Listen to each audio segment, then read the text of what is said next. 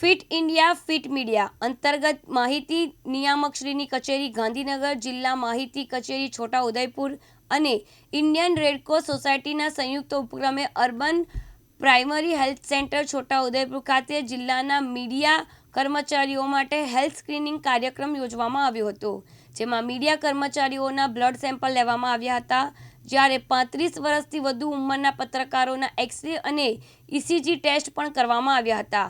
આ કેમ્પનો લાભ લઈને સંતોષની લાગણી અનુભવતા પત્રકાર મિત્રોએ સરકાર અને માહિતી વિભાગ પ્રત્યે આભારની લાગણી વ્યક્ત કરી હતી।